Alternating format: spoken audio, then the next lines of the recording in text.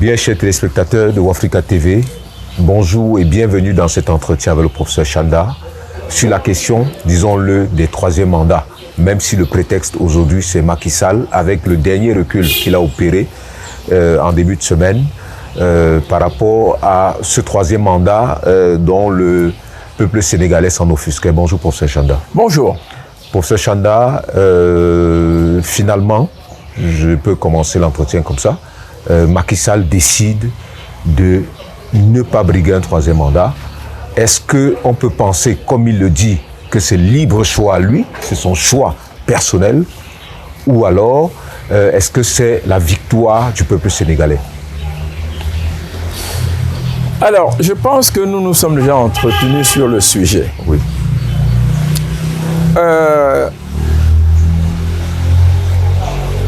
Il faut demeurer cohérent. Vous savez, l'avancement des sciences, de la connaissance, repose sur la capitalisation des expériences en relation avec les faits matériels, en relation avec l'esprit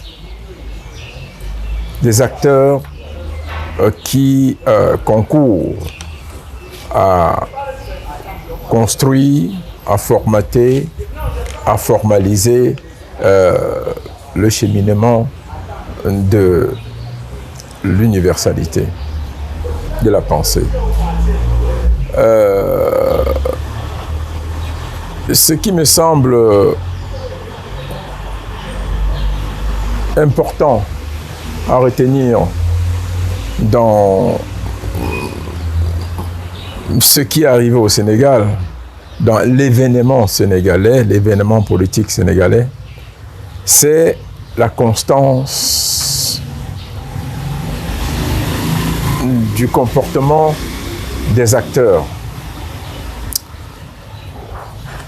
À la fois les acteurs populaires, les acteurs civils et les acteurs officiels. Macky Sall n'a pas inventé le soleil au Sénégal. Macky Sall n'a rien fait d'extraordinaire. Macky Sall a tout simplement fait comme tous ses prédécesseurs, à l'exception de Léopold Sédar Senghor. Senghor s'était donné un dauphin en la personne d'Abdou Diouf qui était connu. Il avait même eu suffisamment le temps de le préparer et de le promener à travers le monde, de le présenter aussi aux partenaires diplomatiques bilatéraux et multilatéraux. Après Senghor, le Sénégal est entré dans une pratique de l'alternance que je qualifierais de morbide. C'est-à-dire, le président essaie toujours de rester d'abord et ensuite, il se rend compte qu'il ne peut pas rester parce que le mouvement social et populaire est trop fort. Malgré tout, il essaye, ça entraîne beaucoup de morts et il finit par renoncer. Peut-être que faudrait-il vous resituer le contexte de la scène politique sénégalaise. Contrairement à l'Afrique centrale, le Sénégalais est par essence contestataire. Et je crois que ça puise même un peu dans la culture linguistique, dans l'anthropologie et l'identité de l'homme sénégalais. Le Wolof est quelque chose de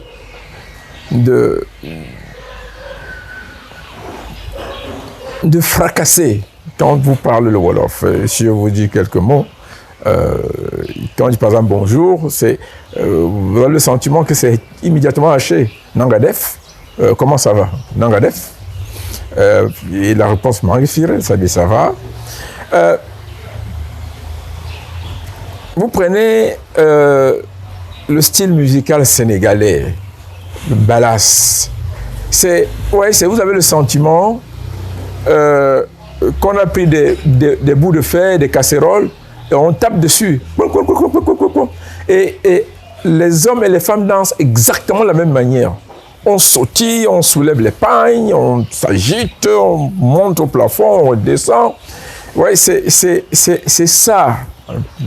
Et moi, j'ai quelque chose de particulier. Vous savez, j'ai commencé mes études de droit à l'université Cheikh Anta Diop. Ça ne s'appelait pas encore Cheikh Anta Diop, c'était l'université de Dakar. C'était la plus grande université d'Afrique francophone.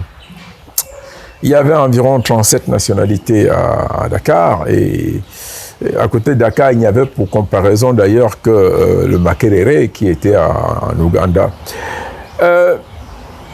J'ai vécu une expérience terrible. J'arrive à Dakar et comme il fallait vivre par moi-même, en réalité, clandestin qui s'est arrêté au milieu de la route, et baccalauréat en poche, qui s'inscrit à l'université, et qui trouve dans un boulot, enseignant d'histoire et de français dans un collège privé. Et un matin, toute la ville est bloquée. J'arrive à l'école à 11h, comme il fallait bien aller à l'université avant de venir faire mes cours. Je trouve les élèves qui disent on a décidé que personne n'entre. Et après un long débat, les élèves de première à qui j'enseignais l'histoire, j'avais beaucoup parlé des résistances africaines et de la littérature négro-africaine, disent « Toi, tu peux entrer, parce que toi, tu es un vrai Africain, tu es pour Césaire, tu n'es pas pour Senghor. » Et c'était tout le pays qui était bloqué par les lycéens. Je dis bien, tout le pays. Il y a dans l'ADN fondamental du Sénégalais l'instrumentalisation de l'absolutisme révolutionnaire. Le Sénégalais dit très facilement non, c'est dans sa nature. Mais dans le même temps, c'est un peuple tellement accueillant, parce que c'est aussi la première fois que je me rends compte que, en fait, la culture islamique prône une forme de solidarité populiste qui livre pratiquement l'humanité à une forme de solidarité forcée. Chaque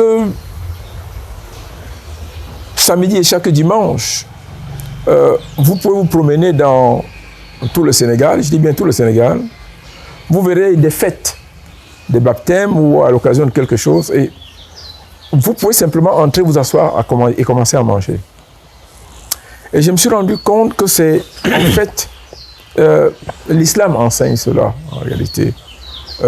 Ce que je ne retrouve pas dans les autres cultures spiritualistes. Et je crois qu'il y a une lutte permanente dans le politique sénégalais, acteurs, qui essayent de construire une différence en se référant à la mouvance globale de l'autoritarisme politique en Afrique, mais bloqué par un gène, une culture, une anthropologie foncièrement contestatrice et qui a inscrit la surveillance du pouvoir dans ses mœurs au quotidien. Donc, j'ai été très embêté de voir des louanges de Macky Sall, mais davantage, hein, pas par les Sénégalais, je peux vous dire tout de suite, de l'extérieur, parce qu'ils ne connaissent pas le Sénégal. Dès qu'il a dit, voilà, il ne fera pas un troisième mandat, vous êtes bien rendu compte que tout de suite, ça a été le calme au Sénégal. Et des personnes qui avaient construit toute leur vision, toutes leurs ambitions, tout leur futur sur la lutte contre un dictateur qui allait faire un troisième mandat, du coup, se sont dégonflés. Dans le même temps aussi, en Afrique, il y a eu comme un courant de soulagement et de dire, oui, mais après tout, nous savions que le Sénégal est un modèle, a toujours été un modèle, et je réitère ici qu'il n'existe pas de modèle acceptable ou de système viable sur le plan de la pensée purement science politicienne si elle entraîne ou génère des morts à l'occasion d'une proposition d'alternance au sommet de l'État. C'est un grand tort en réalité de célébrer ce qui s'est passé au Sénégal comme étant un modèle. C'est davantage, je dirais même un modèle à proscrire. Vous ne pouvez pas comme ça vous amuser avec ça, c'est chiffonner la Constitution. C'est donner peu de valeur à l'acte fondamental. Vous vous imaginez bien que vous ne pouvez pas à la fois dire que peut-être quelque chose vous est très cher et passer le temps à laisser prospérer des doutes sur votre fidélité, votre attachement à cette chose. Donc, toute la suite après Senghor s'est comportée exactement dans la logique de l'autoritarisme des pouvoirs en Afrique et a voulu sécréter une espèce de vision patriarcale et très personnalisée du pouvoir. Et vous savez qu'en plus au Sénégal, les confréries religieuses sont extrêmement puissantes et que de tout temps, ça a joué avec le pouvoir. Mais ça joue avec le pouvoir de manière simplement opportuniste. Pour autant que les résistances populaires ou ce gène de contestation sénégalais ne s'exprime pas avec une certaine immédiateté violente, proche d'ailleurs du suicide et de la catastrophe. Donc, voilà ce que je peux vous en dire. Je pense qu'il faut être assez réservé sur ce qui s'est passé au Sénégal et avoir la tête froide pour bien comprendre que Macky Sall est resté dans la logique du jeu et des enjeux politiques concernant le pouvoir au Sénégal. Professeur Chanda, allons un peu à l'école. Vous héritez d'un pouvoir qui a une constitution qui vous interdit, qui recommande 2 mandats uniquement. Vous changez la constitution et dans la nouvelle constitution, vous maintenez le fait que le président ne peut faire que 2 mandats. Sur le plan juridique proprement dit, est-ce que, vraiment dans un cas d'école pour les étudiants qui nous écoutent, est-ce que Macky Sall pouvait juridiquement représenter sa candidature? Écoutez, le débat s'est posé régulièrement et je pense que nous devons mettre fin à cette mentalité de tricheur.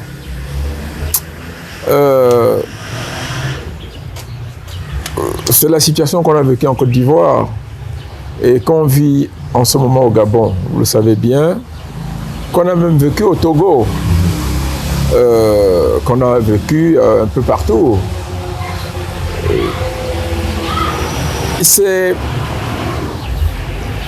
Ça nous enlève de la respectabilité, ça nous enlève de la dignité, ça ruine ce que l'Africain peut être lorsqu'il se projette dans le monde en termes de politique et d'acteurs de gouvernance. Et c'est assez simple. Vous avez le Tchad à côté qui nous parle. Le jeune Déby a fait faire une nouvelle constitution et on le verra émerger comme quelqu'un de neuf. Et on vous dira que c'est une nouvelle constitution. Tout ce qui s'est passé avant ne compte pas. C'est ce qu'on a vu en Côte d'Ivoire, bien que Ouattara, à sa décharge, ait soutenu qu'il avait préparé des dauphins qui sont morts comme des poulets mouillés. On reviendra sur la question du dauphinage. Voilà. Et je crois que c'est un exercice malpropre, inélégant, cupide et même insultant. Il vaut mieux, et ça je l'ai dit à plusieurs reprises, à propos des oppositions en Afrique, il faut prendre acte de ce que nous ne sommes pas prêts à une alternance, je ne dirais pas démocratique, parce que démocratique, ça renvoie à cette histoire de démocratie dont je conteste la substance, l'originalité, les origines même, et puis la mécanique. Je parlerai simplement d'honnêteté, si vous voulez. L'alternance au sommet des institutions procède d'un génie collectif qui a fait de l'honnêteté le centre de l'intelligence de la collectivité. Tout court. Parce que n'importe quel souverain peut du jour au lendemain, réunissant la totalité des pouvoirs en dépit des constitutions, décider d'introduire des nouveautés, créer une situation qui lui permette de mettre la Constitution de côté. Et pour ceux qui ne sont pas des juristes, il faut comprendre que d'un point de vue purement technique, si on a organisé les trois pouvoirs, l'exécutif, le législatif et puis le judiciaire, on a quand même prévu qu'au-delà de la consécration des droits et des libertés des citoyens, que le souverain puisse, à un moment donné, au nom de ce que la communauté nationale fait face à une situation périlleuse, mettre tous les droits, toutes les libertés, tout l'ordonnancement de l'équilibre, déséquilibre et des privilèges entre les différents pouvoirs sous le boisseau, pour simplement décider seul et diriger seul. Vous avez ça dans toutes les constitutions. Pour ceux qui ont un peu fait la Constitution française, il y a le fameux article 16, dont on avait beaucoup reproché à De Gaulle le caractère dictatorial. Mais c'est à double tranchant. Vous savez, De Gaulle en 68 a essayé, il l'a patenté, et puis on a vu ce que ça a donné. Et sauf que, et c'est là le message à nos oppositions, si on peut estimer que une attention sera donnée au nombre de morts ailleurs, en Afrique, on s'en fout un peu, si vous voulez. On peut marcher sur 1000 personnes avec des chars et continuer à rester au pouvoir. Et ça nous renvoie à une intelligence de l'idée même du pouvoir dans la société africaine lorsque l'on s'engage dans la construction de l'État moderne. Est-ce qu'on a déjà quitté les starting blocks du patriarcat, la féodalité, des traditions qui enveloppent l'individu et lui recommandent une soumission, une adhésion aveugle? Nous n'avons pas encore quitté tout ça. Donc, le mec qui se met en costume et va à la télévision discutailler, tenir des propos, dérouler des programmes, dans le contexte africain, je crois qu'il perd un temps fou. Il faut plutôt s'interroger sur le type de stratégie et de tactique à mettre en œuvre dans un contexte où, en réalité, le jeu d'alternance ne correspond à aucune idée de l'honnêteté, à aucun consensus sur les valeurs. Voilà, aussi simple que ça. Donc, vous savez,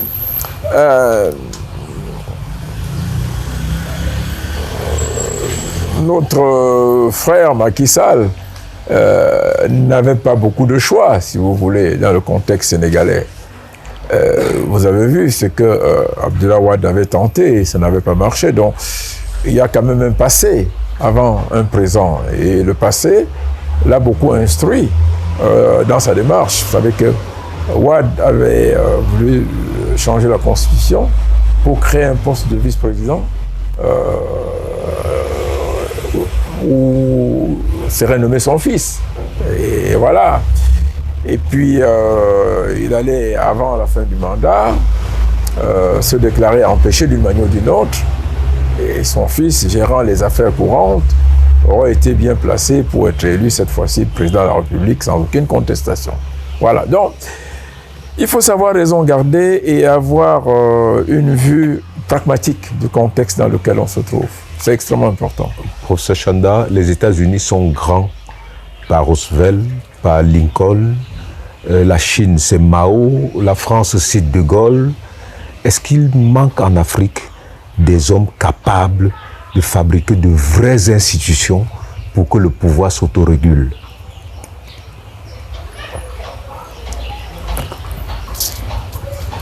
Mais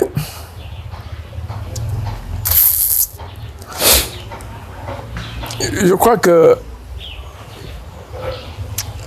il faut peut-être revenir dans ce que j'ai dit. Vous parlez de l'Afrique en réalité. Depuis quand est-ce que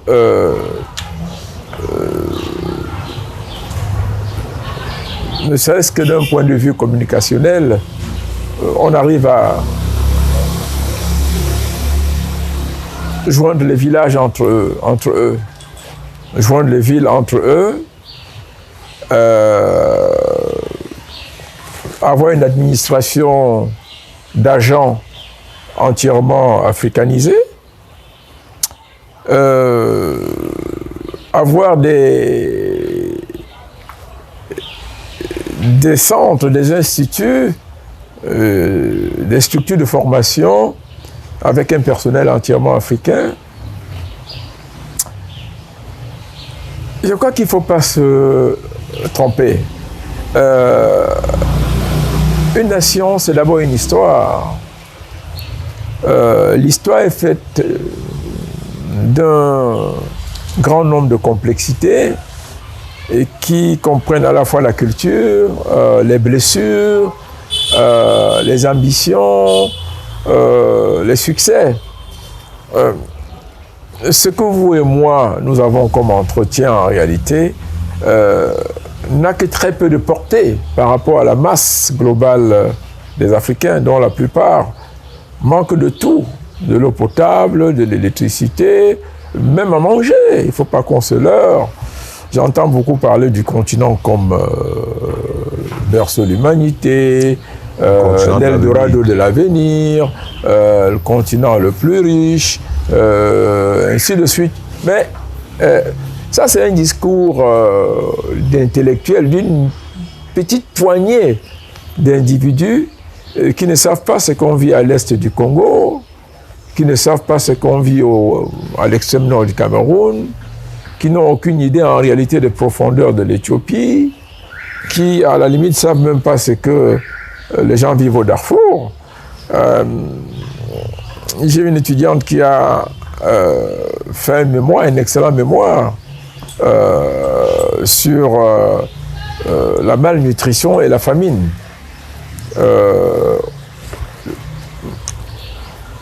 Dans la région du Kanem-Bornou au Tchad, j'ai insisté pour qu'elle aille sur le terrain et je l'ai beaucoup soutenue.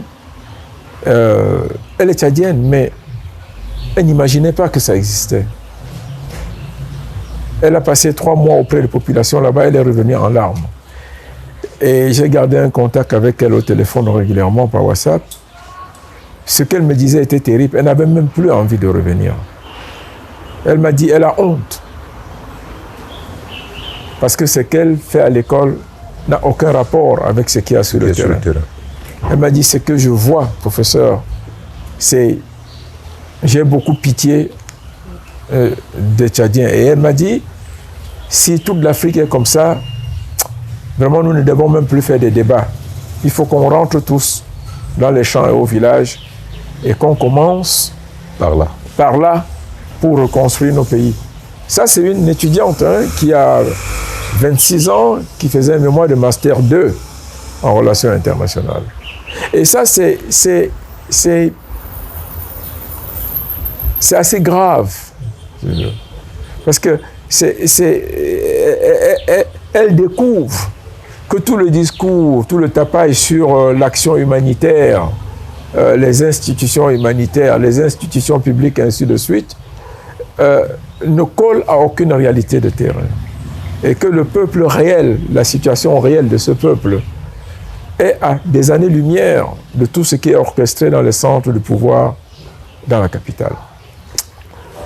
Et puisque votre interrogation, c'est à partir des États-Unis, de la France et de tous ces autres-là, non, il ne faut pas qu'on se leurre. Nous avons beaucoup de chemin, beaucoup trop de chemin. La manipulation des téléphones portables par tout le monde, ou des véhicules électriques par tout le monde, des chemises, des belles montres, de belles paires de chaussures, de belles voitures, chacun monte dans l'avion, mais c'est moins de 1% des Africains. L'Afrique est très très loin. L'Afrique est vraiment loin. Je pense que sans être provocateur, Sarkozy à Dakar a été assez dur, mais il ne faut pas se leurrer. Il était dans la réalité. Ce n'est pas nous dénier une place dans l'histoire, c'est nous interpeller pour mieux montrer que nous avons une place dans l'histoire en valorisant le présent pour ce que nous sommes. Or, c'est ça qui est très compliqué. Il ne s'agit pas, on va aux Nations Unies, chacun parle, chacun parle. C'est ce que Ronald Reagan avait justement contesté. On vient ici, n'importe qui insulte les États-Unis, mais on sait ce que vous valez chez vous. Certains ne peuvent même pas fabriquer des papiers hygiéniques et ils viennent insulter les États-Unis ici. Alors, le genre d'homme dont vous parlez, c'est encore loin. Ah, et tout ça, c'est des dictateurs, ils veulent rester au pouvoir, non à un 3e mandat, non à la révision de la Constitution, non au mandat de 7 ans. Mais en plein dans votre gueule, il est venu faire ça. Ils sont fous. Et le même vous dit, moi, je peux décider quelle équipe monte en première division, je peux décider de descendre une équipe en 2e division. En fait, il vous dit, il n'y a pas de normes. Ça, c'est l'Africain dans sa chair, dans son corps, dans son âme, dans son ADN le plus expressif. Il vous le ressort. Et il faut voir comment, et je vous le dis tantôt, tout notre discours ne colle à rien. Parce que cette masse populaire ne se rend pas compte qu'en fait, tout se tient et tout tient en un fil.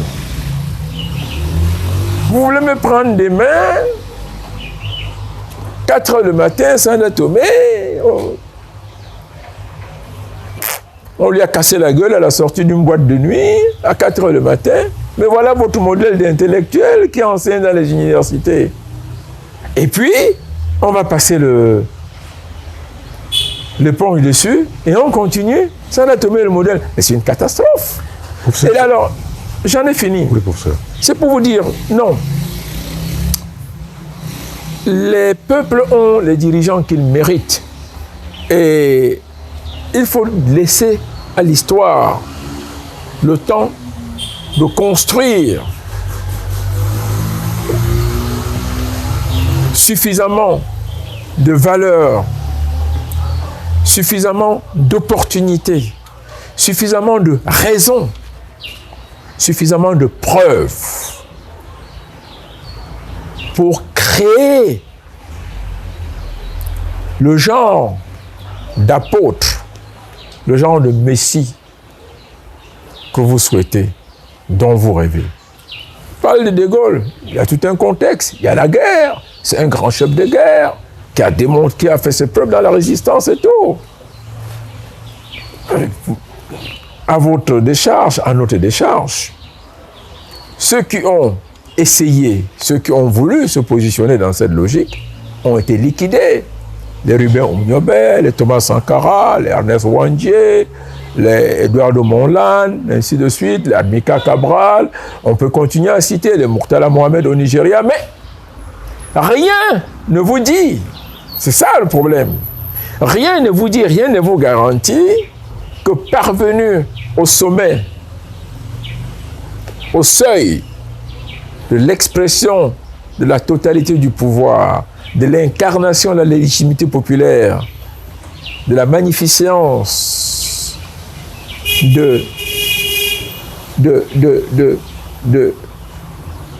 du chef suprême, il n'aurait pas changé. Mongo Betty me dit à Paris, on est en Gbagbo, et me présente le livre dans lequel Gbagbo a fait un article. Voilà un jeune professeur d'histoire, un grand nationaliste et tout, machin, ainsi de suite. Il résiste contre un chef colon en Côte d'Ivoire, qui est Houphouët-Boigny. Mais avant sa mort, il me dit, c'est sa plus grande déception. C'est l'inventeur de l'ivoirité. C'est lui qui invente l'ivoirité. Parce qu'il faut écarter Ouattara. C'est qu'on est en train de voir se répéter au Congo. Et il fallait absolument rester au pouvoir. C'était le pouvoir ou rien. Ils avaient dit, on perd, on a gagné. On gagne, on a gagné. Zéro Dioula. C'est aussi, vous vous rendez compte. C'était le Rwanda. Et c'était le modèle. Je vais plus loin. J'ai eu comme professeur, comme chargé de TD à Paris, Alpha Condé. Je ne peux pas vous dire comment j'étais impressionné par l'homme quand j'arrive en France. Parce qu'il est dans le bureau de la Fédération des espions d'Afrique noire, la FEANF. Un dur, un révolutionnaire catégorique. Ils sont comme ça, une poignée. Mais regardez ce qu'il a fait de la Guinée. Regardez son destin. Il est arrivé au pouvoir et puis, zéro. Je ne quitte plus, je reste là. Des morts, la dictature, l'autoritarisme et tout. C'est ça le vrai problème. Vous parlez de tout ce monde-là, les Thomas Jefferson. Est-ce que nos nationalistes, c'est ça, attendez. Quelle est la garantie que nos nationalistes, que que nous pleurons aujourd'hui, qui sont des martyrs, rien ne conteste, si vous voulez. Rien.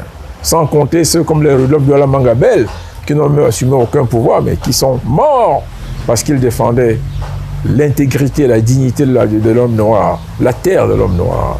Mais rien, qu'est-ce qui nous montre qu'en réalité, une fois parvenus au pouvoir, ils ne seraient pas devenus des monstres, simplement parce qu'eux-mêmes, exploitant le contexte propre de l'Afrique, notre anthropologie, l'état amenuisé de l'émancipation des populations, n'aurait pas, qu'est-ce qui nous garantit qu'ils ne seraient pas devenus finalement de grands dictateurs sanguinaires, des criminels et tout ce que vous voulez.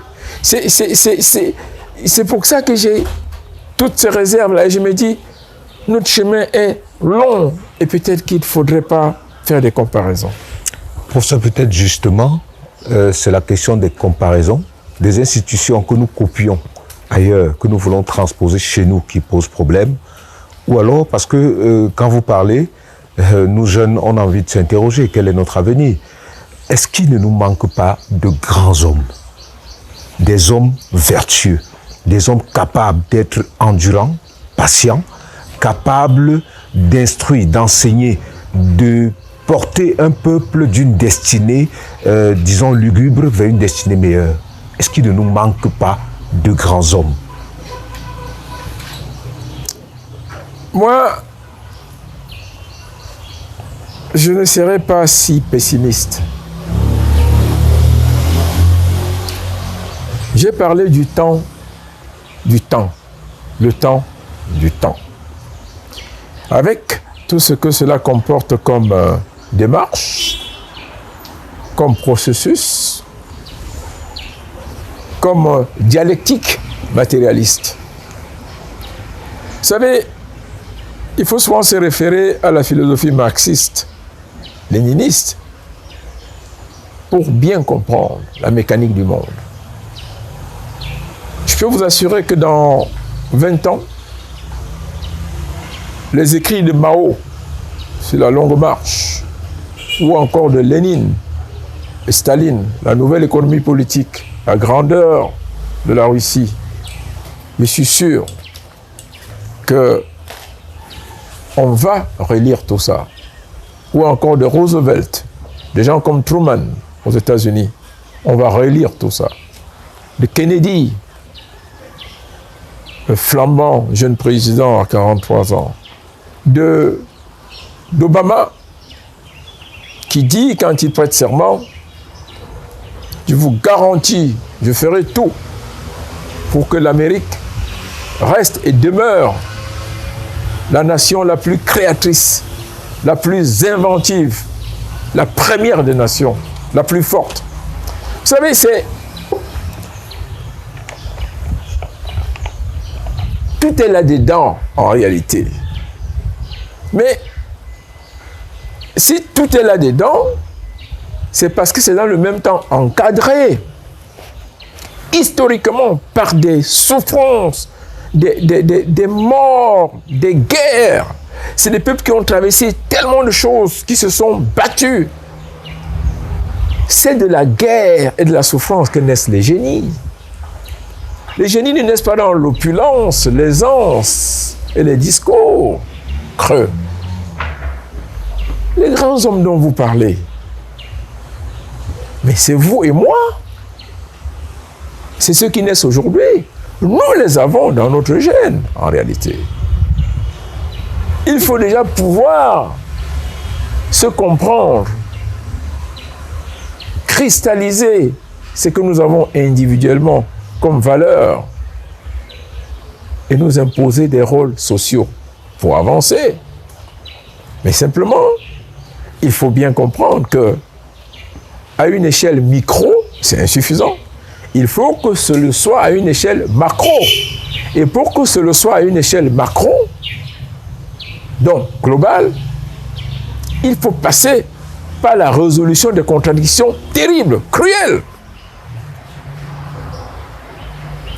Je parle toujours du cas de ce jeune avocat qui, dans un partenariat avec un investisseur étranger, ruine l'investisseur, se comporte mais tellement mal. Et par la suite, je me retrouve conseil de l'investisseur. Parce que l'investisseur, en réalité, a frappé à toutes les portes, il est déçu. Il est presque au bord du suicide. Et puis, toute une mécanique se met en place, après toutes sortes de médiations infructueuses. Le flamboyant avocat se retrouve en prison, naturellement. Qu'est-ce que je reçois autour de moi? Ah oui, mais c'est le village, c'est ton frère du village. Vraiment, c'est... Non, il ne fallait pas faire ça. Écoute, non, vraiment, c'est... Faire quoi? Et on vous dit, vous avez mis votre frère en village, en prison. Parce que vous êtes conseiller juridique d'un investisseur étranger qui a été floué, ruiné complètement. Et puis que la justice de votre pays, pour une fois, a fait son travail. Et les gens estiment que non, vraiment, voilà, non.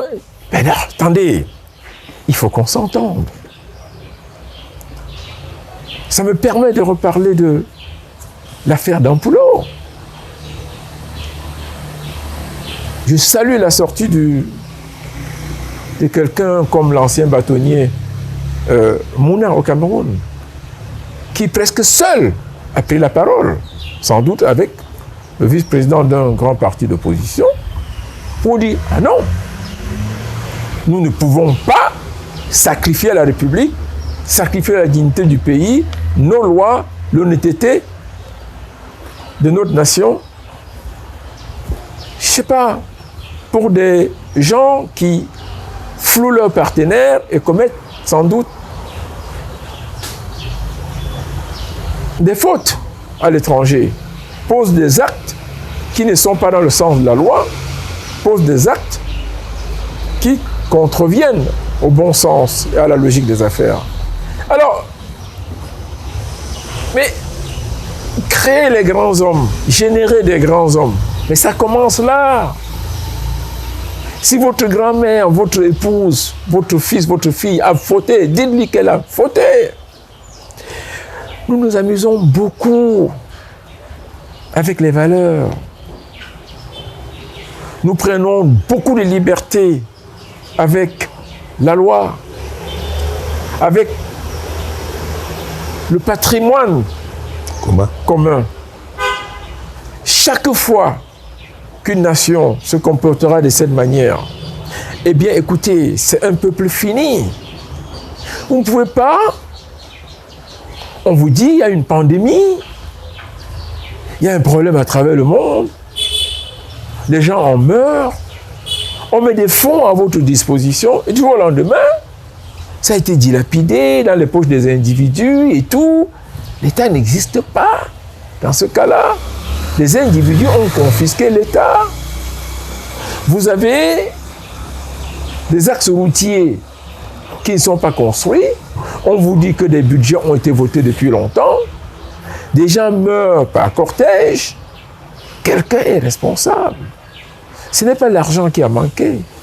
Ce ne sont pas les ressources qui font défaut. C'est l'honnêteté, la distanciation par rapport à l'égoïsme qui font défaut.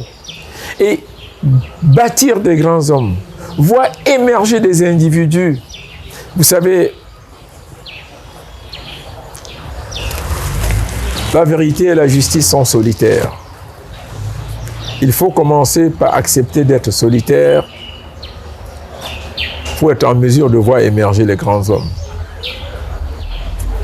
Toute l'histoire de l'humanité et des révolutions, c'est celle d'hommes et de femmes qui ont pris le chemin de la vérité, qui sont restés cohérents et qui ont accepté de payer un lourd tribut pour cela. Prenez l'histoire de la guerre de sécession aux États-Unis, d'où émerge la nation américaine, ou encore toutes les grandes guerres en Europe. Non, ça peut se passer comme ça, si vous voulez. On ne décrète pas ça. On ne se lève pas un matin, on a vu émerger des gens et tout, ainsi de suite. Vous ne pouvez pas, dans un pays comme le Cameroun ou la Côte d'Ivoire, réduire les programmes politiques à l'âge du chef de l'État. Réduire les ambitions des individus pour une alternance à un chef d'État et à son fils. Poser des problèmes de manière concrète. S'il en est ici, peut-être pourquoi il faut rechercher les sources du mal. Pourquoi est-ce que cela peut se passer ainsi? Qu'est-ce qui peut expliquer ce genre d'alternance au Togo, au Gabon, sans doute au Cameroun déjà? Quelles sont les valeurs propres, négatives ou positives, qui dans notre anthropologie assoient cette programmation, cette typologie? Oui. Il faut se mettre dedans. Oui, il ne faut pas se suicider dans un discours inutile, oui, dans des oppositions stériles. Dire que je ne veux pas que le fils du président le remplace. Je ne veux pas que le président âgé reste au pouvoir. Je ne veux pas que le Cameroun ait des relations avec la France. Je ne veux pas que Ouattara aille à Paris. Je ne veux pas que Idriss Déby ou que le fils Déby succède à son père. Ça ne veut rien dire. Il faut d'abord comprendre. Il faut comprendre pourquoi c'est ainsi. Discuter. Il faut se poser des questions, des bonnes questions. Oui. Et quand vous aurez posé des bonnes questions, vous allez vous demander, mais qu'est-ce qu'il faut finalement, historiquement, pour faire émerger des acteurs politiques qui transcendent cette mécanique féodale, oui, cette vision paternaliste et familiale, à la limite tribale du pouvoir? Qu'est-ce qu'il faut? Qu'est-ce qui n'a pas marché dans le gène de l'Africain? Où est-ce qu'il faut aller trouver ce qu'il faut pour corriger ça? Ce n'est pas à l'école, ce n'est pas à l'université, ce n'est pas dans les grandes manifestations de rue. Je vous ai parlé tantôt du Sénégal. Pour comprendre, il faut connaître le Sénégal et le Sénégalais. Il faut connaître la culture sénégalaise pour comprendre. Si vous avez une lecture au premier degré, vous ne comprendrez rien. Professeur, ça nous donne peut-être l'occasion d'organiser une prochaine discussion sur la chefferie traditionnelle, le pouvoir traditionnel, le pouvoir politique. Peut-être qu'il y a une corrélation. L'anthropologue pourrait nous peut-être donner de comprendre cela. Mais ce n'est pas ça le sujet. Si on revient au cas sénégalais, est-ce qu'on pourrait penser que la situation créée par Macky Sall était pour liquider Ousmane Sonko? Parce que maintenant, on peut le penser, Sonko est neutralisé. On peut demander de l'arrêter là. Macky Sall a dit « je ne prends pas un troisième mandat ». Donc du coup, les raisons de ces grandes sorties sont diminuées, atténuées. Voilà. Mais il est probable maintenant qu'il a été condamné, même s'il n'est pas encore arrêté, rien ne nous dit pas qu'on pourrait l'arrêter demain. Sans qu'il n'ait un prétexte, le prétexte sur lequel il avait forgé, j'ai envie de dire, son prétexte politique. D'abord, oui et non. Oui, parce que la politique est faite de jeux et des enjeux, et que les acteurs créent ou sont capables de créer des événements à dessein. Non, parce que dans la réalité, qui a eu Sonko ou pas, Macky Sall n'aurait jamais pu assumer un troisième mandat. Au regard de toute l'anthropologie et de l'identité politique du Sénégal dont j'ai fait largement étalage au début de notre entretien, simplement, il faut prendre en considération un élément important. Les nations aujourd'hui se tiennent d'une manière ou d'une autre dans des équilibres géopolitiques et qui, volontairement ou involontairement, orchestrent ou ordonnancent les ambitions des acteurs. Je peux vous dire tout de suite, et en revenant sur le cas du Cameroun avec la disparition de Nidjon Fundi, ou encore dans le cas du Congo, avec ce qui est en train d'arriver au président tout-puissant Moïse Katumbi, avec ce qui est arrivé avant cela à Jean-Pierre Bemba, forcément, les tenants du pouvoir se comportent de manière à créer des couloirs d'action et qui neutralisent, à défaut de les intégrer ou de les dompter, leurs opposants. Et les points d'équilibre existent quand, parvenus au seuil du blocage, ces opposants se rangent dans le consensus de stabilisation de la situation pour une maturation du processus d'alternance et non l'alternance par la violence. Dans le cas du Sénégal, c'est ce que nous enseignent les expériences en réalité, en mettant en exergue également des interférences extérieures.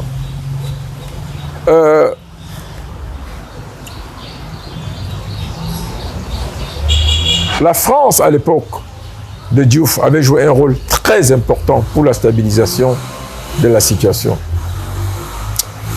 Diouf, qui avait perdu les élections, en réalité, voulait montrer qu'il avait gagné, voulait tricher.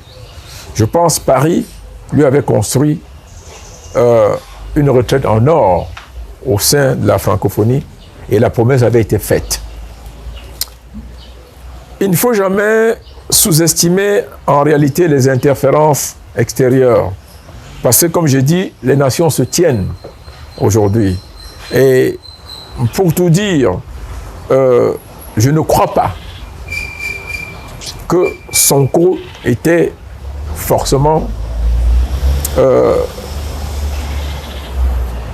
le premier destinataire de la stratégie de Macky Sall. C'était un destinataire subsidiaire. Et le jeune s'est noyé par lui-même parce qu'il n'a pas compris qu'il était simplement utilisé pour projeter quelque chose qui, dans l'anthropologie politique sénégalaise, est inné. La contestation et le refus des abus. Est-ce que le fait que Sonko a à côté de lui la photo de Sankara, en général, vous et moi connaissons les propos qu'il tient par rapport à certains pays que nous connaissons, est-ce que ça peut avoir... Est-ce qu'on peut penser qu'il y a un complot contre Sonko? Non, non.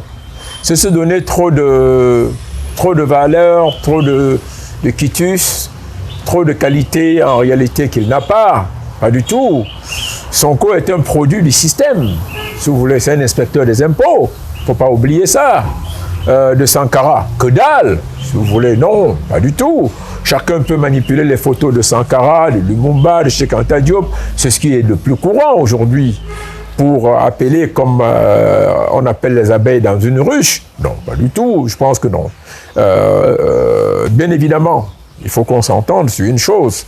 Les classes politiques dominantes ont horreur, si vous voulez, des baroudeurs, de ceux qui s'érigent forcément en casseurs, si vous voulez. Alors, je pense que il faut être doublement réaliste dans ce contexte-là. D'abord, quel âge a Sonko? À quelle génération appartient-il? Est-ce que vous vous êtes posé la question de savoir dans tout le microsome politique sénégalais ce que sont devenus des gens de sa génération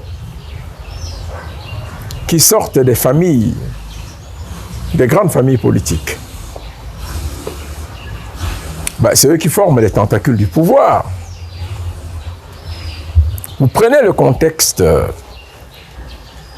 ivoirien ou même camerounais.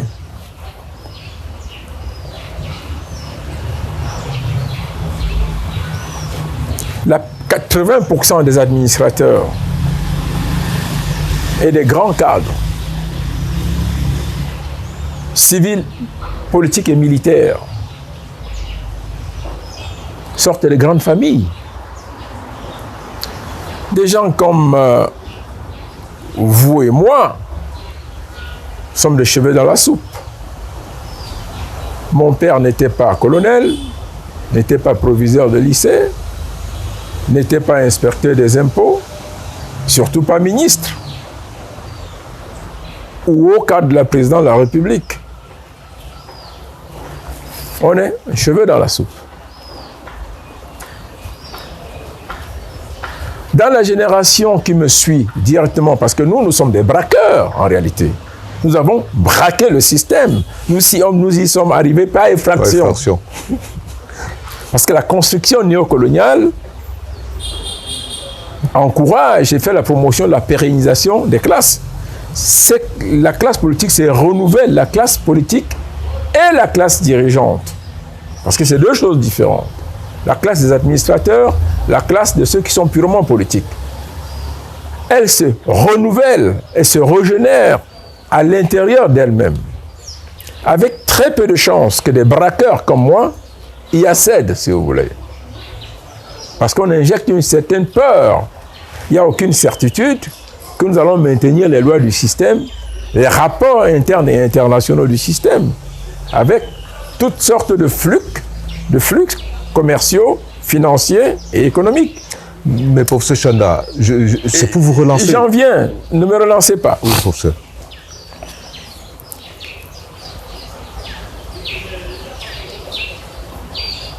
Interrogez l'armature du commandement, par exemple au Cameroun, vous vous rendrez compte que sous-préfet et préfet sont à 80%, sinon 90%, des grandes familles dirigeantes.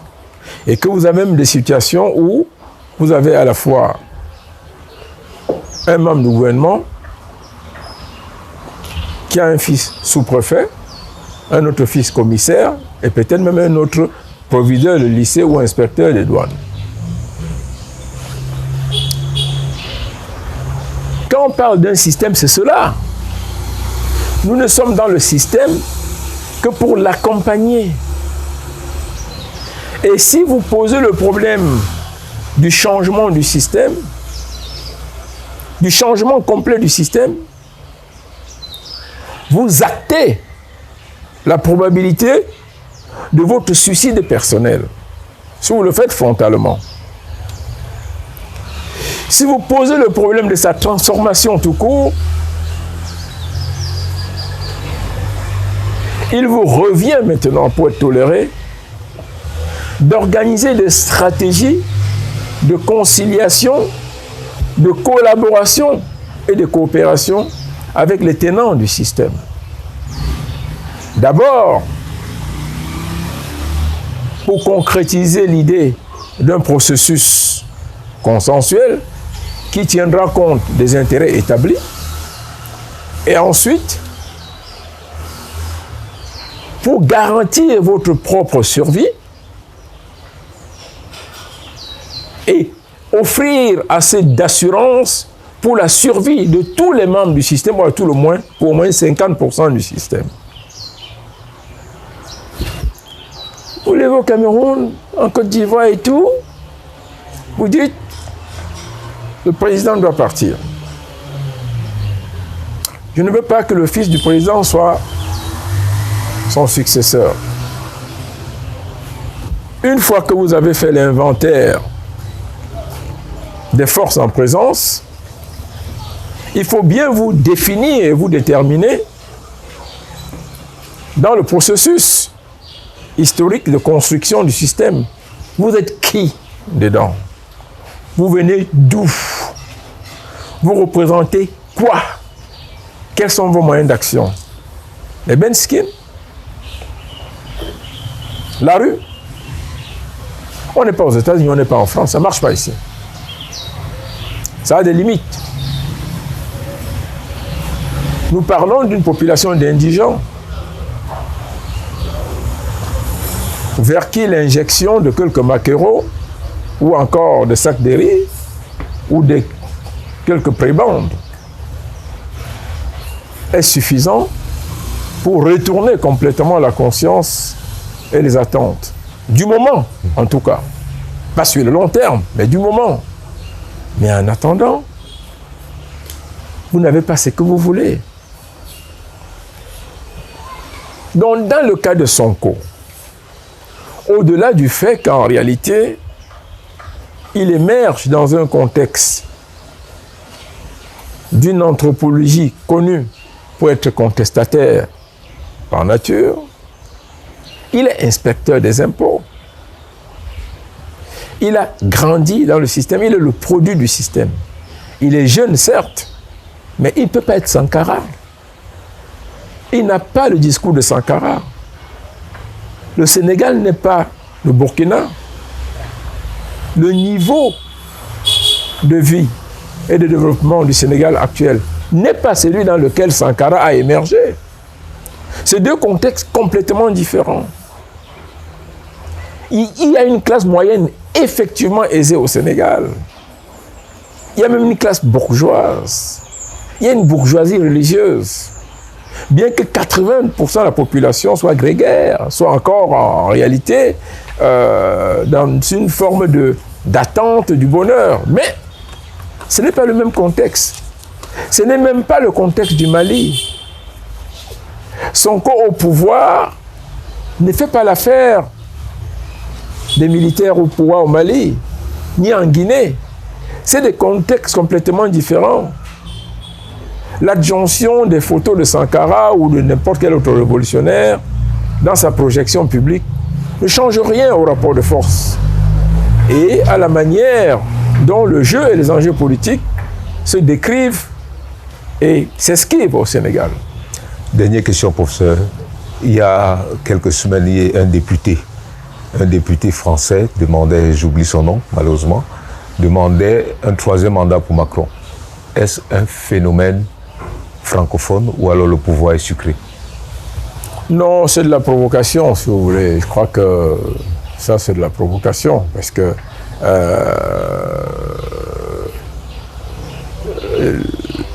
les garde-fous institutionnels dans ces vieux pays ont atteint un stade de maturation et de consécration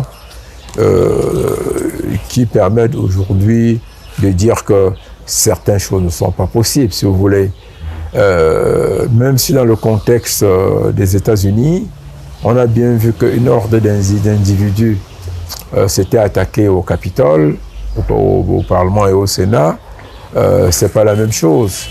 Même si on a vu qu'en réalité, à la suite du décès d'un jeune de 17 ans en France, le pays a été à feu et à sang pendant au moins une semaine. Non, je pense qu'il y a des choses qui ne sont pas possibles. Ces pays ont quand même atteint un certain niveau d'honnêteté dans le jeu politique et dans l'alternance au sommet qui permettent que l'on puisse soutenir valablement que certaines pratiques, certains événements sont impossibles. Mais néanmoins, comme je dis toujours, l'évolution de la société humaine, globalement, continue de livrer beaucoup de surprises. Et bon, on ne va pas assister à la surprise des Africains qui vont coloniser la France ou les États-Unis. Non, pas du tout. Mais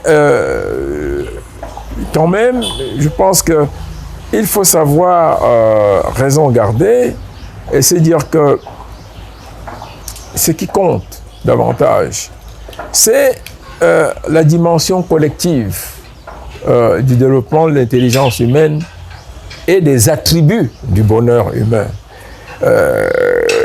Quand même, dans un pays, on peut avoir le bénéfice d'un certain nombre de structures premières qui consacrent l'intégration sociale et le bonheur social, en dépit de l'existence de sans-abri, il y en a partout. Certaines choses ne sont plus possibles, si vous voulez. Je lis régulièrement dans la presse camerounaise tel individu avec 20 milliards, avec 10 milliards, tel autre individu qui va créer des sociétés avec plusieurs milliards. En fait, des fonctionnaires. c'est ahurissant, si vous voulez. Ce n'est même pas pensable dans ces autres nations-là, si vous voulez. C'est le contresens de la raison. Et c'est simplement pour cela que, vous voyez, il y a une échelle de valeurs. Je me souviens toujours, à un moment, j'étais conseil des ADC, quand la SECNA était gérée par une équipe sénégalaise et nigérienne. Et je me souviens, le DAG qui était nigérien m'a dit, quand je vois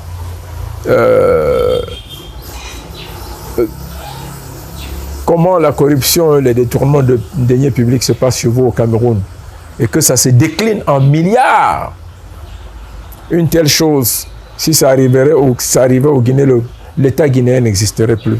Ouais, il y a une échelle de valeurs, si vous voulez, exactement comme quelqu'un peut vous dire, mais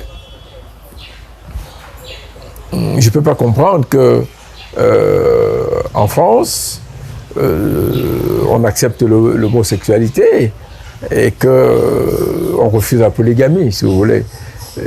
Et ces contradictions sont multiples et ça interroge en permanence. Et pour tout dire, vous avez bien vu que à cause d'un incident mineur, tout un pays peut s'embraser. Oui. On n'en est pas encore là en Afrique, si vous voulez. C'est des choses... parce que l'idée même de l'individu, de l'être humain, au-delà des fanfaronnades de nos rites et coutumes, n'est pas ancrée dans un même seuil, dans un même niveau de considération et de consécration. Sur le plan légal, sur le plan politique, même sur le plan dogmatique. C'est pas ça, si vous voulez. On peut encore accepter, on peut encore assister chez nous à des gens qu'on enferme dans un commissariat ou dans une gendarmerie, qu'on fouette suffisamment pendant 4 ou 5 jours, mais ce serait un scandale impensable, aux États-Unis ou ailleurs. Bien que, d'un point de vue purement institutionnel et stratégique de la gouvernance, il y a des formes de torture, même d'élimination physique, n'est-ce pas, qui existent, mais pas avec un tel niveau, un tel degré de barbarie, et de spontanéité et de manifestation. Merci infiniment pour ce Chanda.